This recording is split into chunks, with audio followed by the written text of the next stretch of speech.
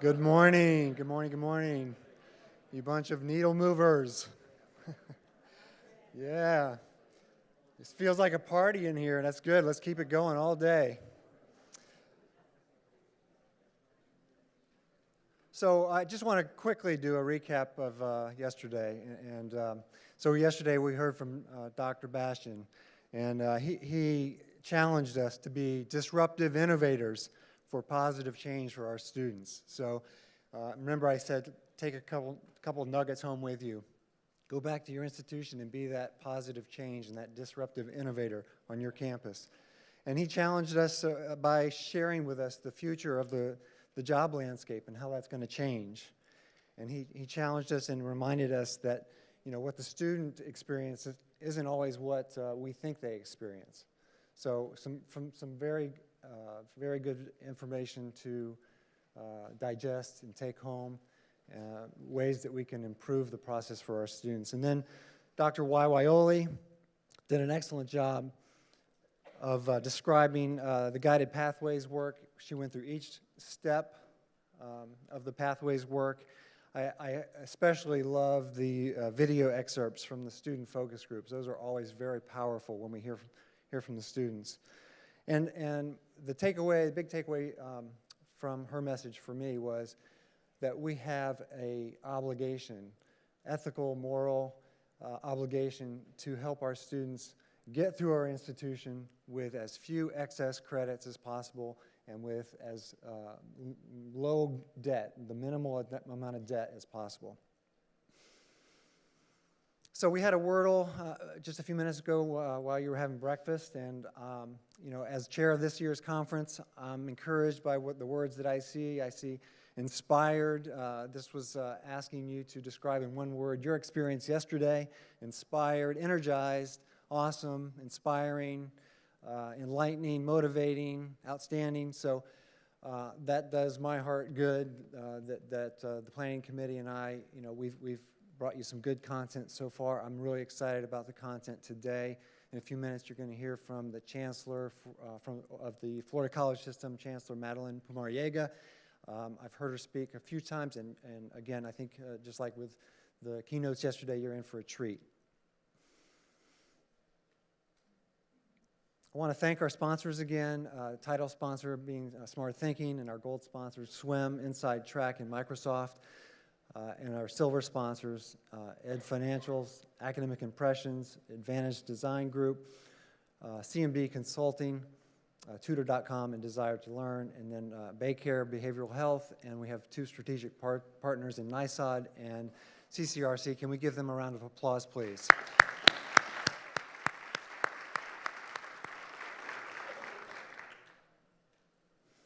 At this time, I'm going to ask Marissa Staff to come up on stage. Marissa is a student, one of our shining students. Come on up, Marissa. She is majoring in business, and she is going to graduate this May, I just found out, and she wants to transfer to the University of South Florida, St. Petersburg campus. It's a beautiful campus. It's hard to study there because it's so beautiful. It's right on the water. And she wants to eventually get her MBA and then be a chief financial officer for a company. So those are some high goals, and I'm sure you're going to accomplish them. Thank you. So Marissa, go ahead. You're up, and you're going to introduce the next keynote. All right. Good morning. My name is Marissa Staff, and I'm a student here at the SPC Seminole campus. And like he said, my major is business finance. I am pleased to introduce this morning's keynote speaker, Chancellor Madeline M. Pumariega.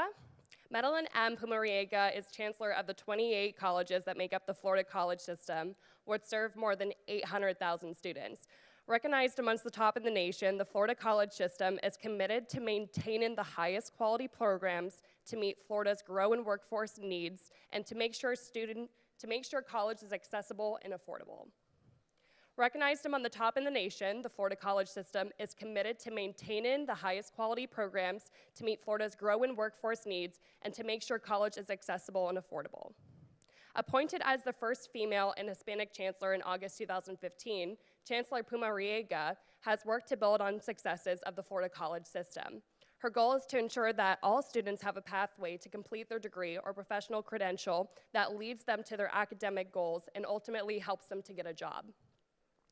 A product of the college system herself, Pumariega began her academic career at Miami-Dade College and returned to the college where she spent 20 years growing her career, culminated as president of the Wolfson campus.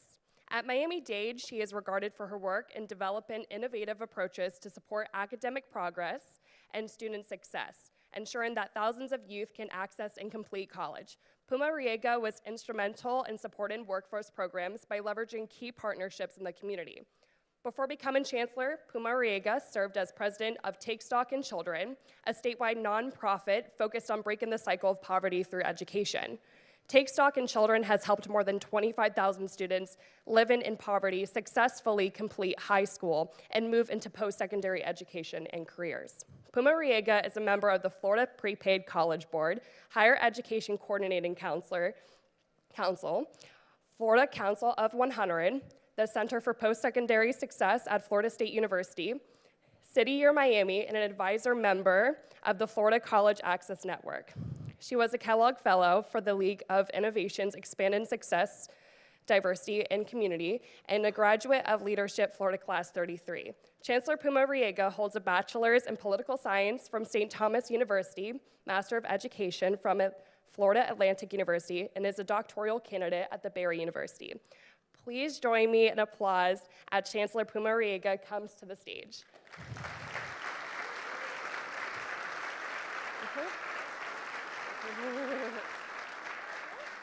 All right, Marissa gets like a triple round of applause. Oh, thank you. If I would have had to say my name 7 times, I would have been like Chancellor Madeline something, but I'm not saying it. Right. Congratulations, you did awesome. Thank and you. we wish you the very best of luck. Great. And we hope you'll come back and be a chief financial officer at one of our institutions. I would love to. We'd love to have you back. Morning, everyone. Thrilled to be here with you today. First, to the entire planning committee of Moving the Needle, thank you for your leadership. It has been steadfast, as it has been at St. Pete College, in making sure that the focus is on student success, on evidence, data-driven practices, and most importantly, really a community partnership. Look at the building we're in called University Partnerships. St. Petersburg College has certainly led our state in initiatives on partnerships, and especially just recently with the FUSE program and USF. So I want to thank the president. Where are you? I see you right here. And I want to thank Jesse Coraggio and Patrick and everybody for putting this on. And I know that I also want to publicly congratulate President Williams. Some days the world gets it right, and on that day, all I could think was the world got it right. Congratulations, Madam President.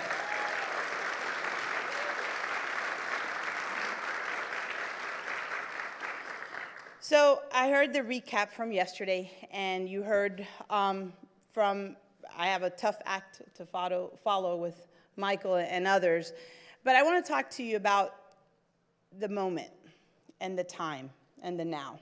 And I want to talk to you about leaders. You heard I spent 20 years at Miami-Dade College, a product of Miami-Dade College. So the fact that I'm here as chancellor is like, are you serious?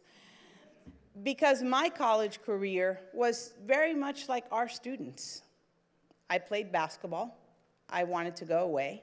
My mom, you know that M is like for everyone, Maria, Cuban parents, you're not going anywhere. She said, go down to that little college. The little college was Miami-Dade College. It was community college. Is there anything little about Miami-Dade? But I knew the athletic director, and I went in, and he said, where are you going this fall? And I said, I don't know. He pulled out a piece of paper, and I signed a letter of intent that day. If it were not for the structured athletic program, I probably would not be standing here. That was exactly what I needed, that structure. We went to practice. We had study hall. We had tutoring. We were nagged for the interest of being on the court, but it worked. And so just like most of our students, I transferred and went to UCF and then came home for the summer and, they said this experiment's over. You need to stay here and get a job. And I didn't go back, just like many of our students, not knowing or making the case for why I needed to go back and finish there. So like many of them, I went and I got a job and thought maybe I wouldn't finish college, that it wasn't for me, that maybe I just would go to work. And I went to work at a bank. And I was doing well at a bank because during that time, you could get an entry-level job at a bank and you didn't need a bachelor's in finance to open up new accounts. You needed some good communication skills, dependability, common sense, and I think I had some of those things at that point. Then I went back, like many of our students, and I got my degree. Lost some credit along the way. I certainly don't count in our IPEDS data. If you look at the cohorts, I messed that cohort up. Then I went back to Miami-Dade College and became an academic advisor. I coached as well, because the coach said you had to come back and coach. So I left the bank. This was a great conversation at the time with my dad, saying, I'm going to leave a place that gives me a 401k, and I'm going to take 2 part-time jobs. I'm going to be a part-time coach and a part-time advisor. He's like, okay, this is a brilliant move. And I did, and I spent 20 years at Miami-Dade. And fast forward my last 2 years at Miami-Dade, we were going through Senate Bill 1720. We were going through what we thought could not be a bigger disruption in developmental education. In education as a whole, we actually thought those years MOOCs was going to save the world and create everything was going to be affordable, and everybody would just take a MOOC, master the class at the end, and then we would hire them, right? You remember those moments? How many of us joined a task force real quick on how we could put up our first MOOC, and who would teach it, and how would we get the data? Because Stanford had 200,000 people enrolled in their first MOOC. You all remember that? And we were trying to figure out what was our space in there. And I was pounding the halls of Tallahassee like all of you do, saying, no, no, no, you can't wipe out developmental education. You can't do this. We are dream factories. Students come to us, and in 16 weeks, we do what it took 16 years to get done in K-12. We've mastered this. The truth is, Complete College America had put out a different report and had started to put out the data that really, if you started in that course, it was about 8 to 11% that ever got out. And this is where I say, I speak to you as leaders. It is an environment of disruption, and it's going to be, and it's going to continue to be, because it is now between a gig economy and a knowledge economy and a global economy and all the economies. It is a change in the demographics of America. It is absolutely a larger divide between those on the path to be independent and prosperous and those that are not. You look at any major community in the state or across the country, 47% of folks are living at, not poverty, but they're just living paycheck to paycheck. Right? So it's going to continue to change, and the pressures are going to be on us as community colleges, because quite frankly, 60% of the enrollment in America for post-secondary education is in our colleges. And the country's dropped about 16% in college completion rates, at the same time that we know that 63% of the jobs that are being created need a post-secondary credential. So we have enormous pressure. We have enormous opportunity. If we look at ourselves, if we don't think about the external factors that drive accountability and metrics and data, and we start to think about what's our obligation. If you think about, we're 60% of higher education enrollment in America. And if you think about, in Georgetown report, on 80%, especially on Latino students, attend open access institutions where their completion rates are 20%. And only 20% of those same Latino students, low-income students, attend universities or selective admission institutions where they have an 80% chance of completion. Think about that. And we know you do this work because you could be sitting at any university, but you do this work because I think once you come to a community college, it bites you. It's in your DNA. It's kind of like insanity. It's doing it over and over again the same day, and we have the hope that every day it's going to be a different outcome. And then we get the data, and it's the same outcome, and then we hope again. But we wouldn't do anything different than what we're doing because we believe in our students. And so then how do you take this moment in your leadership and harness it to be transformational for students? And you could say, we've been doing that. We have. We have absolutely changed millions of lives across this country and right here in Florida. But let me give you a number that keeps me up at night. Florida leads the nation in completion. I should quantify completion now with 150%, since we are throwing out all kinds of measurements right now. But let's just, 150%, let's just stick to the iPed's completion. Right, we're somewhere around 36.7. From those of you from other states, I'm only going to say that I think it's like Alaska and Wyoming that have a cohort of 1, and they might be a little above. But when you look at a big cohort, we're there. We're at 36.7. Doesn't mean every one of our institutions. It's of the 28, we're at 36.7. We have some of our institutions at 60% completion. We have some below the 36. So I'm going to take the 60% number. I'm going to take the highest number. We know that we serve low-income students, and we know that we serve first-generation students. We know if we don't find a path for them to finish and get a job, we're creating another cycle of poverty, generational poverty, potentially in that family. 6 out of 10 students that walk through our doors get out. 4 don't. How do we transform our institutions to make sure that it's 100%? That it's 100% that complete a credential. Whether it's a certificate program that stacks into an associate's in science program, whether it's directly an associate's of arts program that leads right into one of our universities, or whether it's one of our associates or associate in science programs that lead into one of our workforce baccalaureates here in Florida. How do we begin to think that the number that we're striving is 100%? They say it's impossible. It's on us. Because we know the challenges that our students come with. Many of them come ready, prepared, and ready to go. Right now in Florida, there's a bill that's been filed that will have performance metrics associated to 100% completion. And boy, there's heartburn about that. 100% completion. What? That's not our students.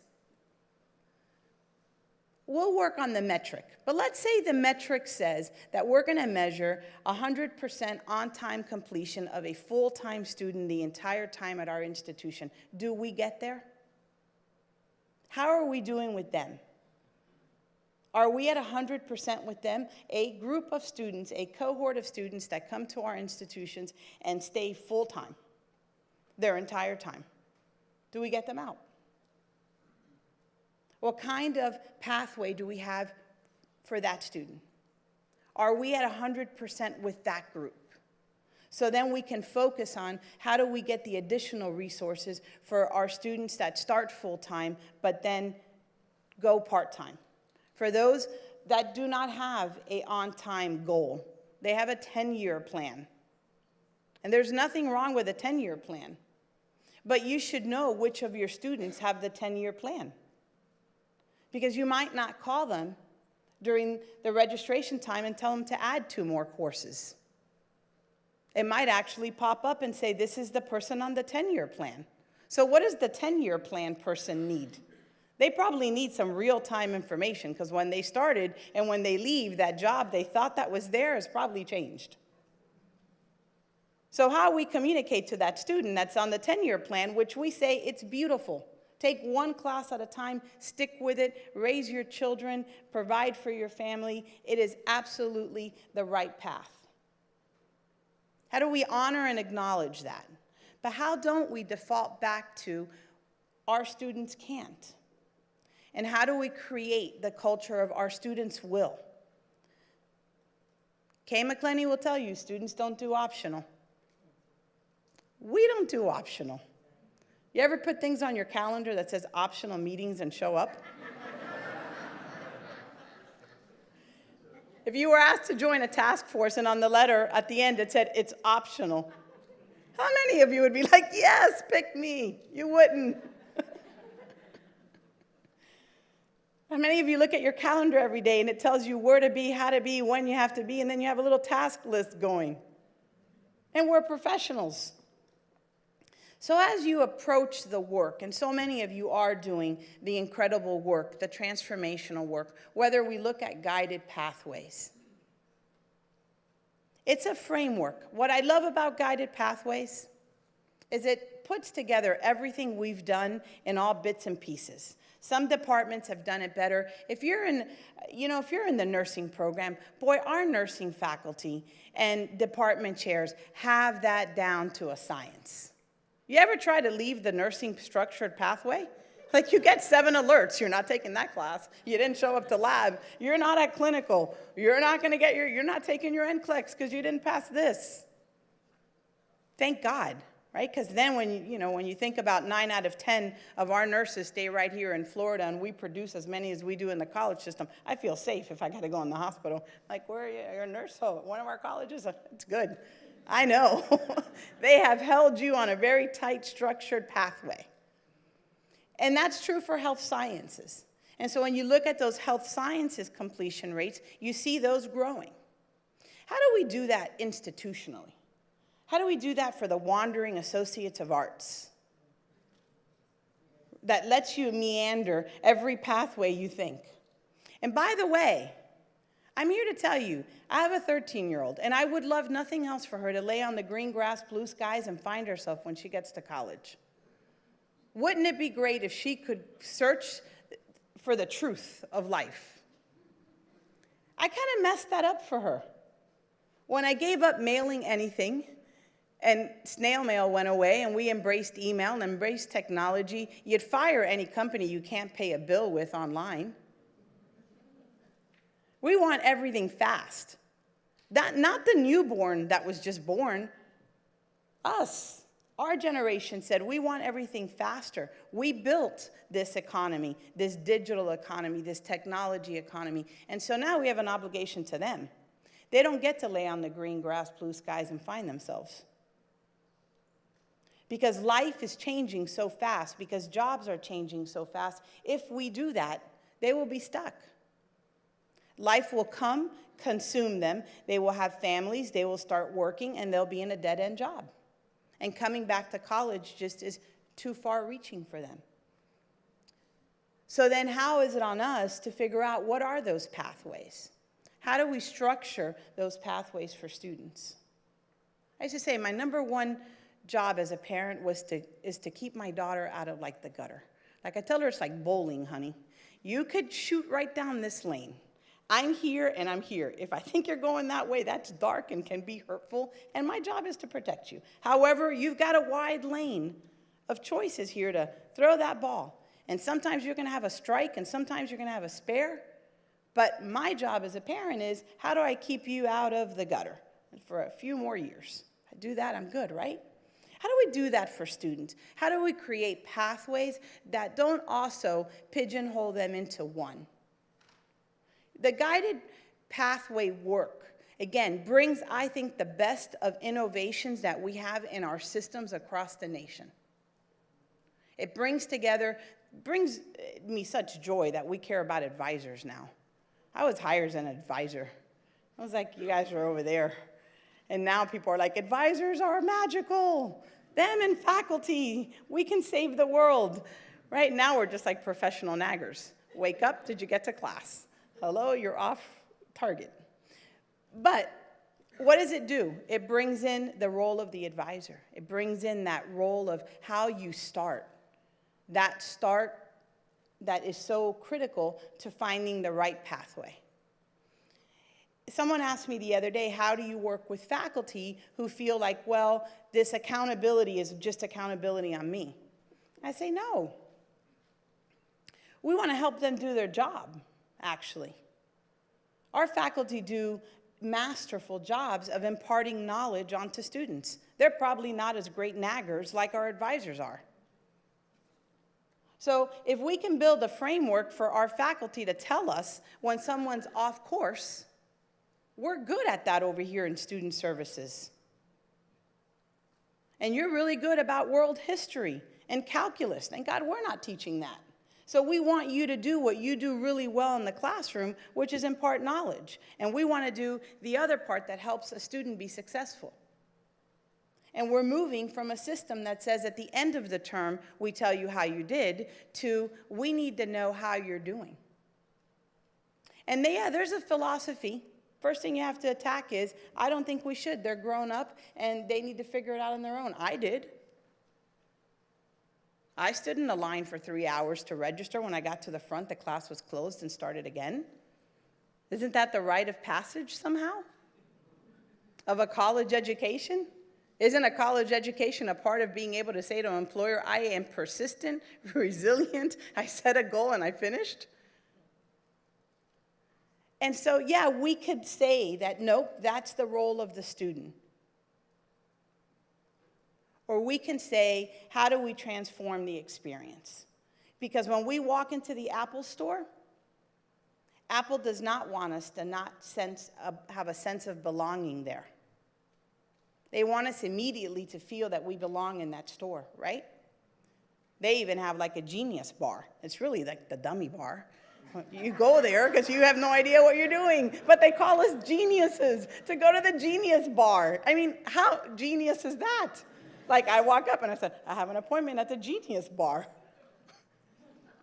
Come on, it's really the dummy bar. I don't know why my phone won't do what it's doing, and I need some 18-year-old to tell me in 2 seconds, how about if you power off and power on, lady? Oh, yeah, thanks. Why am I burning through my battery in 10 minutes? I don't know. You run 100 apps a minute. Maybe you should close those apps. Well, how do you do that? I don't know. You swipe off just like that, and you're like, oh, you're a genius. So think about the experiences we have as consumers, the ones that make us feel good, the ones that don't make us feel lost, the ones that make us feel like we're not an inconvenience somehow. I'm sure that software engineer did something who thinks we should master it right away. But thank God Apple says, no, no, no, we're going to control the experience you have. You ever wonder why on our phones or on our iPads there's no USB ports? It's by design. Apple doesn't want you to mess up their experience that they have ready for you. And the minute you stick something in with a USB, then you got all this crazy stuff happen, right? And what does Apple say? I can't control that, so I want you to have this kind of experience. How do we look at that in students? How do we have that perspective in the students we serve? Because the reality is they have choices today. There was a time when I started at Miami-Dade College, 80% of Miami-Dade College's budget came from the legislature. 20% came from tuition and fees. Today, 50% come from tuition and fees, and 50% come from the legislature.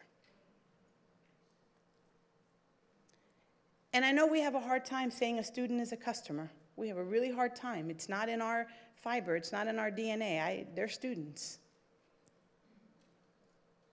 But they also are our customers in the way we have a service delivery for them on what we want their educational experience to be at our institution. Ever wonder why community colleges don't have this strong alumni base, right? The universities, you identify with the alumni. You know, for the most part, For the first 2 years, they're just struggling through us. Of course, they feel so great about their universities. We got them there, ready and packaged. They have a major, they've met their prerequisites, they're juniors. No more dev ed, remedial stuff. The grunt work was with us. And so then how do we redesign it in this framework of pathways and all of the momentum that's going on around the country and all of these initiatives? I also want to acknowledge to you, like I've said in front of the legislature, we didn't wake up yesterday and care about student success. I swear we've cared about student success since day one. But we had a focus on student access. We measured butts and seats, and we were funded through butts and seats. And so a lot of our designs, a lot of the things that we put in place that you today are kind of unraveling and redesigning were based on we need to get more people into higher education.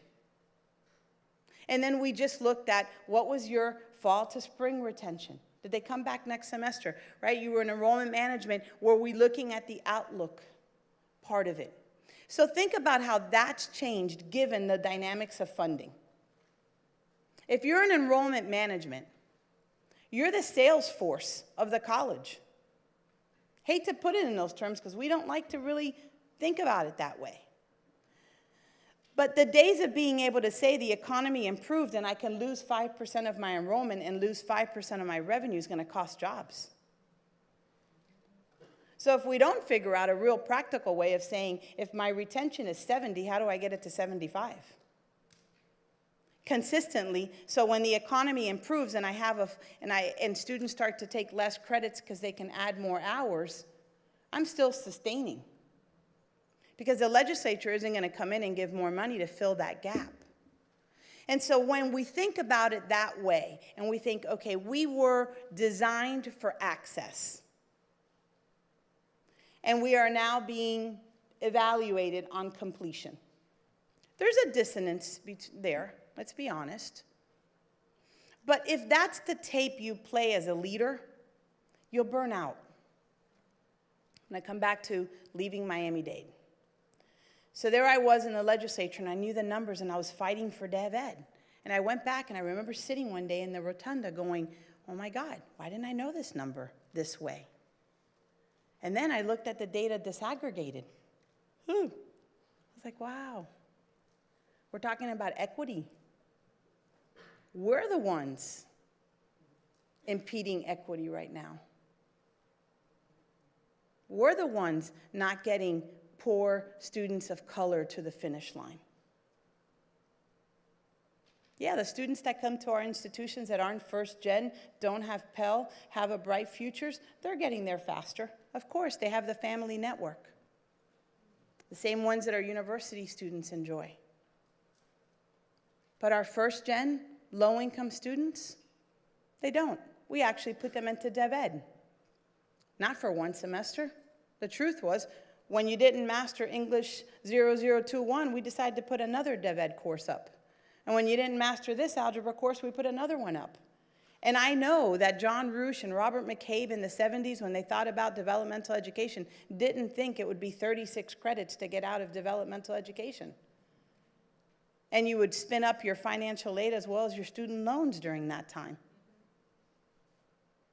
And so I left Miami-Dade to run Take Stock in Children. If that conversation with my dad, leaving the bank and a 401k to 2 part-time jobs was tough, walking in Eduardo Padron's office and saying I was leaving was tougher. I had spent 20 years laboring by his side, and he had given me a canvas like no other. I got to reinvent my job and everything we did at Miami-Dade every day. And he would smile and say, if you think it's going to work, do it. And I left. And I spent the next 2 years through 67 counties in Florida, sitting in living rooms with families of students in poverty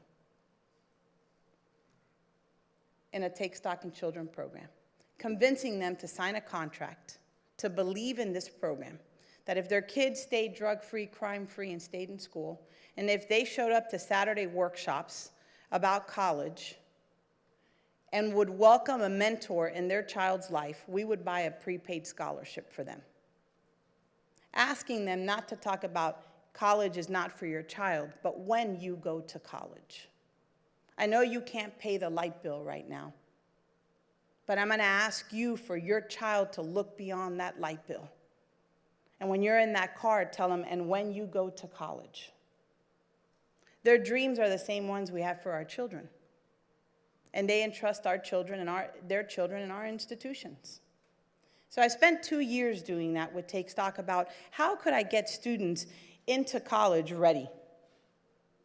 And for those of you that know, Take Stock in Children is a program across Florida that helps do that. We've served 25,000 students. And it was good for my heart, and it was good for my soul.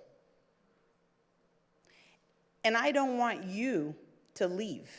So I want you to take this work and make it fuel your soul and your heart, and not come from a place of one more accountability metric. What other hoop do they want us to go through? How else do we have to get our money? And I want you to think about the students we serve and the families who are hanging on us for hope. That quite frankly, the real number of, in Florida, 4 out of 10 students that attend one of our colleges finish their associates in 3 years. Has to be better. It has to be better because the world needs them. If we want to get frustrated at the federal dialogue, you know, I'll tell you about this. You got to pay attention to the federal stuff. You have to be vigilant of what's happening at the federal stuff. You have to be an advocate at the state level. You have to keep informing and informing and re-informing. And if you live in Florida or any other state that has term limits, my God, it's Groundhog's Day every day. And by the way, you have to re-educate the staffer who still thinks we're still doing it like 20 years ago when they maybe went to college or worked at a college. And so at the state level, it's about advocacy and information every day relentlessly and making that case to keep the 50%. Because there's competing interests that are making other cases for where dollars, a limited finite amount of money, can go. But locally, your circle of influence, that's where courage kicks in. How do you influence your circle, your department, your colleagues, your campus, your college? How do we not implement guided pathways, momentum points, all these things because there's performance incentive funding at the state? How do we do it? Because we're moved to make sure that if we want a different discourse, if we want to see programs that support students that need it the most, we have to produce graduates that then hold those positions of leadership. It needs to be 10 out of 10. Because what happens to the other 6 or 7? Where are they? They're working. They're just trying to make ends meet. They're the 47% that live paycheck to paycheck, just getting by. One storm, one broken car, one illness from being in poverty. And so how then does that fuel you as a leader, as an innovator, as a champion of equity? How do we make sure that we guard that guided pathways aren't our risk management process? That as we put students into guided pathways, we disaggregate that data too. And make sure that your poor students of color are not in your certificate pathway. And your most affluent students might be in your associate's pathway. How do we make sure that students understand when they pick that path, we might be leading them into a job where their cap is 47K? And it seems great right now, but how do we inform them that won't be enough to keep you moving? How do we break down our own silos of our own departments about what we want to accept credit for within our own institutions, let alone outside? How are your own credentials inside your institutions seamless, transparent, importable, and stackable? How have you figured out that in Florida alone, there's 2 million adults that have some college and they're working?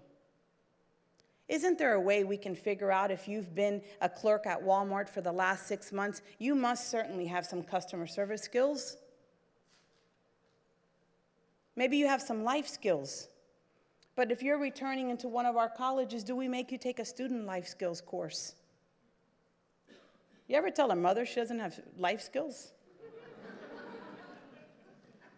Sat down one day, as campus president, I was helping out in advisement. We were packed, and there was a returning mom, and I said, I don't know how this came out of my mouth, but I was following what the advisor had just said, and I said, oh, you have to take an SLS class because you haven't been enrolled for 2 years, and I go on to tell her what the class is, and she looks at me and she says, lady, you tell me about goal setting and time management?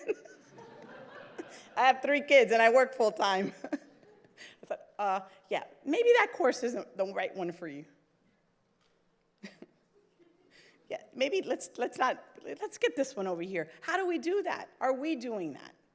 So if we launch a program about reconnecting adults back to our colleges and taking those adults that have some college to the finish line, have we released and broken all of our own barriers and biases of how you think you should earn credit? And then I'll say, our credit is the most important. Our transcripts are our product. And so for our faculty, we need them to protect rigor. And we need them to protect high quality in every single one of our programs. And to our faculty, it's on us to give you the tools to be successful. We don't want you to go to a learning management system because we don't think your yellow notes are great. Of course we think your yellow notes are fantastic. They've gotten you through 20 years. They're good. There's some good info there. We want to go into a learning management system because we want to be able to communicate with students the way they communicate today.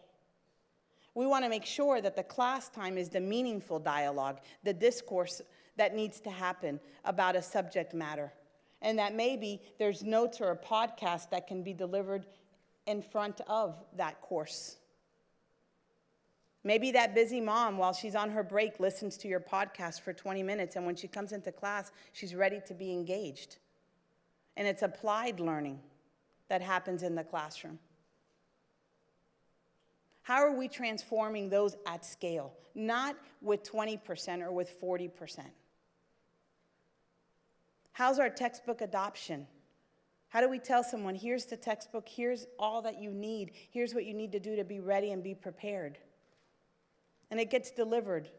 You know, even if you're in a low-income home, you have access to technology. You might not have it, you might not have the smartest device or the fastest device, but you have access to it.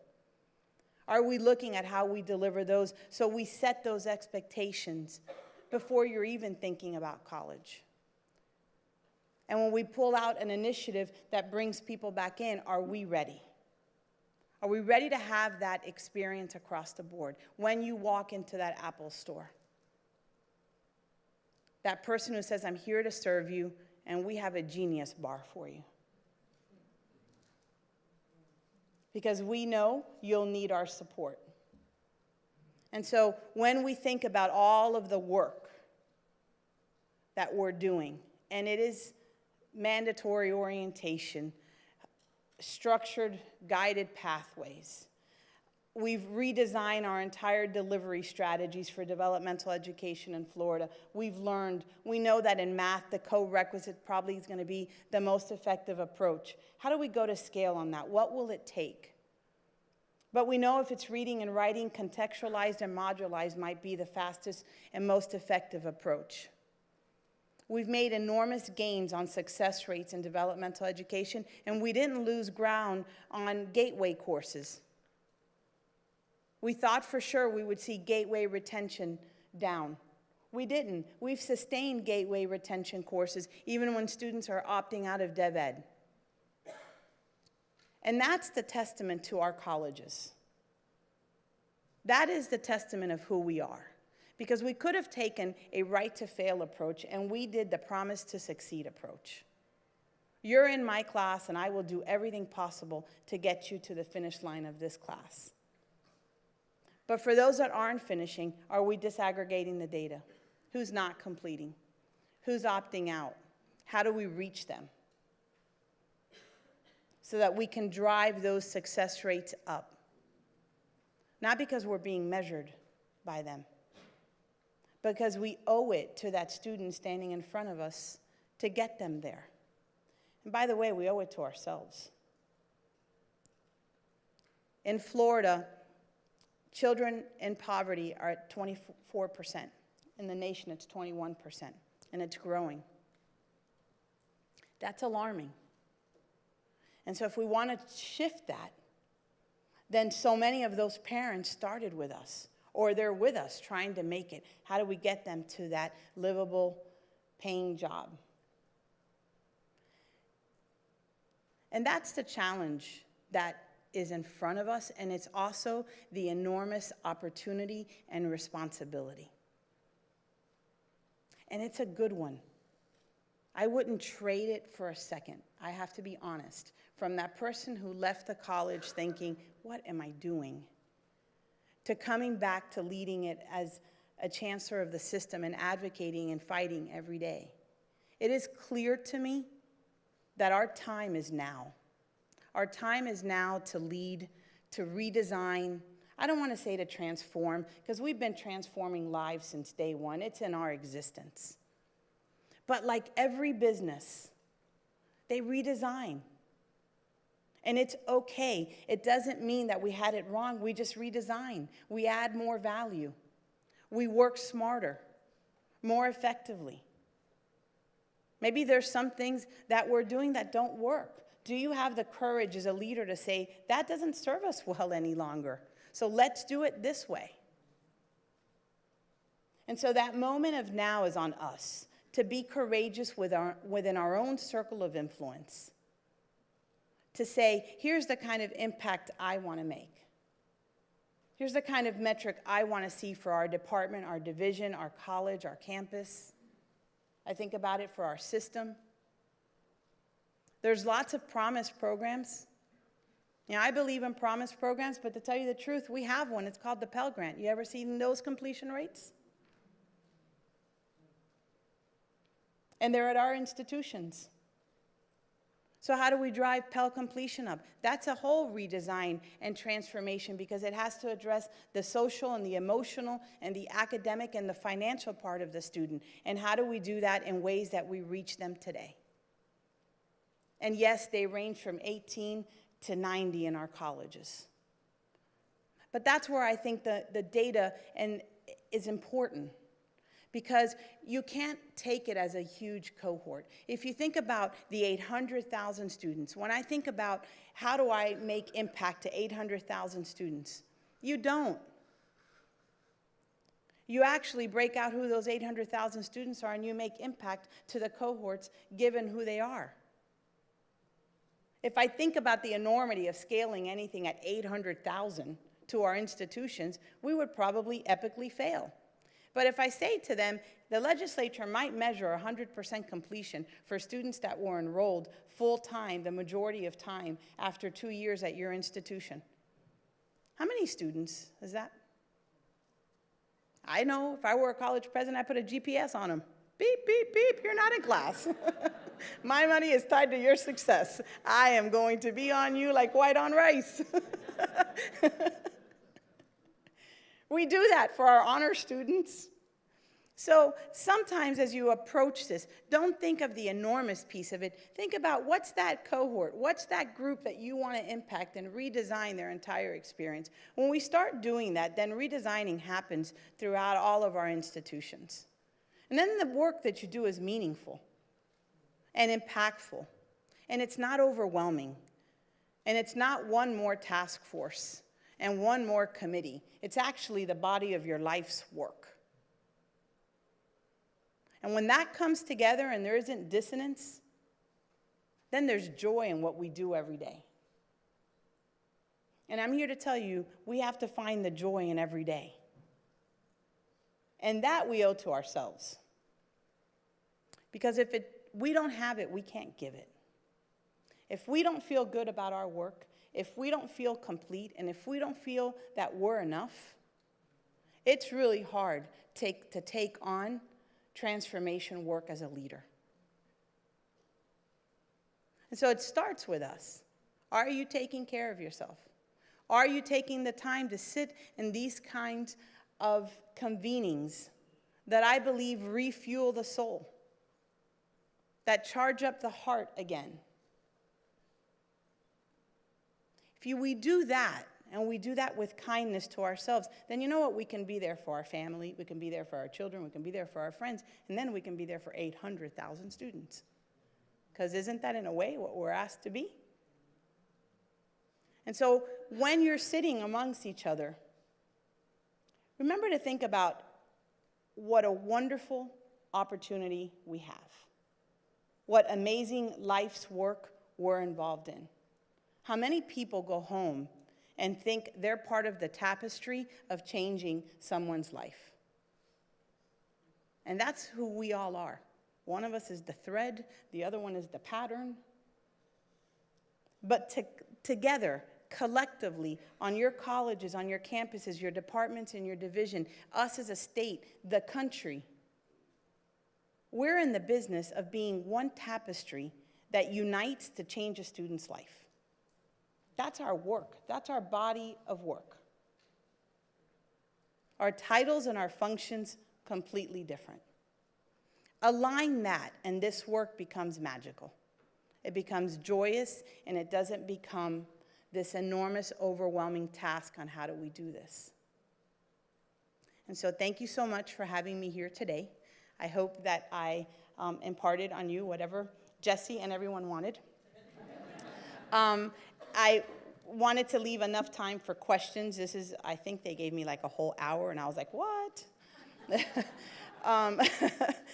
But I want this to be interactive, so I'm going to pause here to really allow for questions, and I would hope is a dialogue for the next few minutes. Patrick, is that good? That's good. The microphone's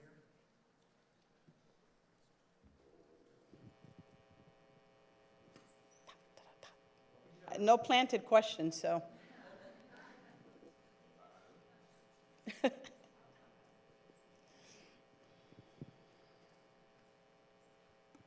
Since we get such a short amount of time with legislators, of what you've said today, what pieces would you pull out if you have that short amount of time with your state legislators?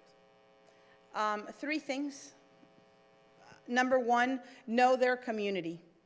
So who voted for them? Who are their constituents? Because that matters to them. They're there elected by the people. So when you're able to connect, do you know in our community, these number of jobs went unfilled? And if you gave us this additional investment, we could fill those. Do you know that in our community, students of color or poverty are not going to college or going to college? So bring it home to them. That's the first piece of it. And then secondly, think about what the return is on our investment. And it seems like why, but it is. It's the return on investment. In Florida, for every dollar that the legislature invests in our colleges, 2.6 is the return. In students that invest in those tuition and fees have a 16% return. What is it? Because I think that's what you want to appeal to. Third thing you probably want to appeal to is who our students are. And why, when they're not successful, when what they're measuring in one snapshot doesn't reflect our student body, what our students are doing. So I'd love to tell legislators, our students are working and they're adding to the general revenue, which you're appropriating. Would you like them all to be full-time and not work? Oh, got it. There's a connection to I appropriate this money, these people work. And then they buy cars and they buy homes and they've put into it. Yes, so the student who didn't finish isn't laying on the green grass, not going to class or in their dorm in the pajamas. That might have been your nephew. That might have been your niece. That's not our student. because you get the anecdote, right, of the professional student. And you're like, well, that's not the case. And then I think the most powerful is bring that student, that non-traditional student that speaks to a legislator that says, I voted for you because I believed you wanted a better community. And I want to be part of that community. A lot of times we bring our great student ambassadors like Marissa, right? And they are that example of exactly what a college student is. And I think that sometimes legislators might lose touch that that college student at our college is actually a 45-year-old mom that votes. It's actually pretty informed and engaged. And she didn't finish in 3 years, not because she's lazy wanting another football season, because she's been balancing a kid in football in high school and working and giving back to her community. So I think when you can put that in perspective, especially around accountability on the performance metrics, you know, it's hard when you're sitting in front of a legislator and and they're like, well, what's your completion rates? And I start with, we're the first in the country, we're 36%. He's like, looks at me, he's like, how? Is that okay? Like if you were a business and you had that metric, what are you doing about it? And so then we quickly go, but we're not a business. We're in the business of people. But today, 50% of our money comes from tuition and fees, and 50% comes from the legislature. So in a way, we have to be responsive. So I think that's the part. The thing I would avoid is like making the excuses why our students can't finish. I had a conversation with someone, and I said, you want 100% completion rate? Yeah, we need about $100 billion. If you give every single one of our students a $25,000 stipend for being in college, and you prohibit them from working, you take care of all of the challenges and barriers, they have transportation, they have childcare, they have a stipend, they'll finish in 2 years. It'll cost, but can we do it? Absolutely, we can do it. It's not that they're less bright and less willing. So I think that's the other part. We sometimes, in an effort to demonstrate the challenges that we have and who we serve, I think we portray a student that then someone questions, well, maybe they shouldn't be in college. And that's the conversation we can't have narrated. But if you paint this picture of somebody who's doing all of this, isn't the next thing you say, well, why are they enrolled? Well, they're on a 10-year plan. And we actually believe in them, right? And across the graduation. So I think that's a powerful, the days of being able to say, why not our students? Can you hold us accountable? I think they're long gone. And I believe we really disservice our institutions and our students when we say they can't and don't talk about how they can and the data that you have for those that finish. So do you have students that finish on time at your institution? Who are they? What were the characteristics? What did the data tell you? What did the predictive analytics tell you about that student? Then how can you scale that to more? What is it?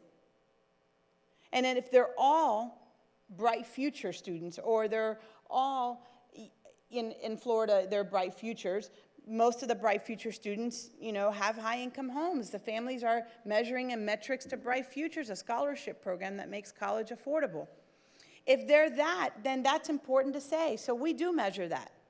And actually, when a student is not working, when they have an SAT of this score, when they have this, we actually have this kind of completion rate. However, when a student is enrolled, a data point that's fascinating when you look at first-time in college cohorts, what do we know? That in the fall, your first-time in college cohort, which, by the way, is your iPads measurement and everything else of full-time students, 1/3 of students in Florida become part-time that spring. There went your cohort. How many of you knew that? How many of you are doing something about then mitigating for your cohort? Or do you just say, okay, they're still enrolled, check mark. They're okay, I don't have to do anything because they're enrolled. But that was your cohort that you're measuring to. What happened to them? What happened to that group? How many went part-time? So I think it's that kind of information that they're willing to have a dialogue about. I think it's not, I just need more money, and if you give me more money, we can get more to finish. I think they want to see how have we used our data, the investments we have, and how have we redesigned that we could use additional investments to really have and leverage scalable programs. Does that make sense? Other questions? Come on, I have people out there that'll ask questions. Hi, good morning. Morning. Really appreciate everything you stated. I've actually worked for Take Stock in Children for a number of years, and so the question I have is a scenario where I actually worked with two sets of students from high schools, about 2 miles apart. One was in a very affluent area, the other not so much. So you sort of disparity. So as I'm having dialogue with the students, you also detect the issues in terms of instruction or teachers who care and some who don't. So the situation with the school that had low income and what have you, issues in terms of teachers who actually didn't care, put on a videotape and do their texting or whatever they wanted to do. So obviously the issues in terms of education was nil. Is there anything we can do to sort of help address that prior to students coming to our front door? Or is it just a separate entity that we have no control of? No, it's really a great question. Brian Dazzler was a deputy chancellor in the Florida Department of Education who passed away earlier this year. And Brian, on our whiteboard, has, and it still says there are 67 definitions of highly effective, and there's one of high impact. And teachers come that way. Period. So how then do you bridge it? One of the things we did when I was student dean at the Wolfson campus is we brought in the math faculty from our feeder schools, our 7 high schools, some more affluent, some others, and they took at the time the CPT. We made it anonymous. We put a number on it so you wouldn't know who scored what, and then they got their score backs and they were shocked. And our math faculty and their math faculty started to talk. And so something that is, I think, effective is playing back some of that data for principals and for department chairs. Here's how your students are doing when they get to English Composition 1. We just want to play you back the data. So, right? Because part of it, some of our high schools think they're going to go to the university, not to the colleges, and we know 80% of their students come to us. So how do you sit, not in a pointing fingers, but in partnership and say, so this is how your seniors last year that came here in the fall did in English 1101. How can we strengthen that? And by the way, when we disaggregate the data, check this out. That might not have had access to Khan Academy or a tutor or those other support systems. So I think it's not in our circle of influence to address teaching in a high school.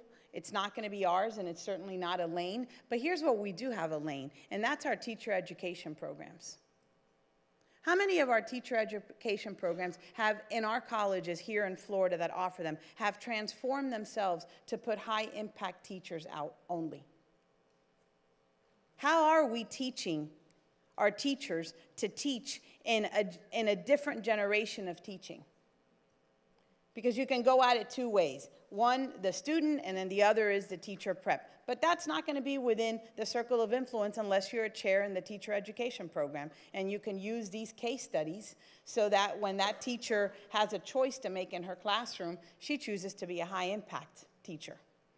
But what we can do is disaggregate data, sit down in round tables that are focused not on finger pointing, but how then do we drive success in our community? Because I know that high school principal, like you, like the college president, wants a better, stronger community. We've launched an attainment goal for Florida. The Higher Education Coordinating Council put a goal in Florida for an attainment level.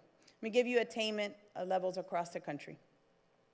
41% of 25 to 64-year-olds across the country have a post-secondary credential. If you disaggregate that, 21, 23% respectively for Hispanics and African American. Check out that gap. In Florida, it's 47%.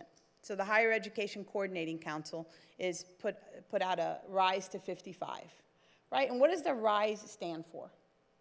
Resourcing industry for a stronger economy. Because degree production is about creating a stronger economy. It isn't the narrative of the theater student that's a Starbucks at barista at Starbucks. How many times do we have to hear that story ad nauseum? As if the United States had an overproduction of baccalaureate degrees. We don't. But we do need to align degrees to jobs. And that is a place where you can start to have a conversation with any business leader and any education leader without saying the quality of the instruction at your school may not be the same. It is the performance of your students in comparison, and so what are some of those leading indicators? And that's where I think today the kind of data collection that happens, and no pun intended, moving the needle, we're here, is about data. How do you drive evidence-based practices? And I think that data today gives us good start in some of the constructive dialogue, and not the dialogue where we used to put out 74% of high school graduating seniors need developmental education. I think about that now. What was like our pride point to that? How many of you have been in student services and that was like one of your PowerPoint slides forever? As making the case for investment, right? And I think now, oh boy, if I was that superintendent in the audience, how did I feel? Meanwhile, we were putting up 36 credits of dev ed. So the math-guided pathways, how are we creating pathways? I think we have to tackle math. I am encouraged by everything that's happening around math and the pathways. We're having later this month a convening with superintendents and college presidents that the commissioner is hosting, and we're talking about math. So if you finish, there's a race to finish Algebra 1 and 2, right? There's a lot of pride about your 8th grader being in Algebra 1 and then taking Algebra 2 in 9th grade. Well, then what? Is there a strong pathway in 10th and 11th and 12th grade for that student so that when they get to college, they haven't had a break of a year for math or 2? So it's going to take that surgical and tactical approach to go in. And when we find those areas where improvement can happen, coming in and building partnerships to talk about pathways. And I think that's why the work of guided pathways, the work of the meta majors, all of the things that we're doing are going to trickle back into, I think, a much more meaningful relationship with our high school partners. And their success, at least in Florida, is measured by how many students had an accelerated mechanism and how many are going on to high school afterwards. I think dual enrollment, we have to do better and leverage better. In Florida, we have about 56,000 students that take advantage of dual enrollment. That's continuing to increase. We're fortunate in Florida because it's not a cost to families. That isn't the case for other states, that actually families have to pay for dual enrollment. So how do we create scalable dual enrollment programs other than collegiate academies? So if you think about at scale, dual enrollment are these collegiate academies. A student finishes their Associates of Arts a month before they finish high school. That's a group. You're never going to be able to have these collegiate academies for the entire population unless you redesign the entire high school experience, which is a whole nother topic, which we probably should consider. But how then do you take that kind of tool of accelerating and affordability and take it to more than 56,000 and handle some of those gateway courses? If we know that the gateway courses are one of those places in the throughput, we've talked about the input, and we were access driven, and that's your input. And the output is this performance data, this completion metric, this completion agenda. But those are the two distractors. The real focus has to be in the throughput. How do we identify those areas where students get stuck? And how can we leverage dual enrollment, especially for a population of high school students coming in and getting them to accelerate through? How does that work? How does it fit in your enrollment management? How is it part of not someone else's project, but a strategy in your overall enrollment management of your entire college? And so it's looking at those kinds of innovative programs. And I think Patrick's up, so I think time's up. Thank you. Chancellor Pumariega, a round of applause. Thank you so much. Yes. I am lamenting that we don't have more time because I think we could be here for hours just tapping into her knowledge. One of the things, I've gotten lots of notes, but one of the takeaways for me was she talked about the hope that we have in our students, and we come back to work and we have hope to make changes in our students' lives. And it reminded me of a quote, to be courageous doesn't always come with a loud roar. Sometimes it's a small voice that says, tomorrow I'm going to get up and try again. So I thank you for getting up tomorrow and trying again. So we're going to take a break. It's a little condensed according to the schedule. So next session starts at 10:45. Thank you very much.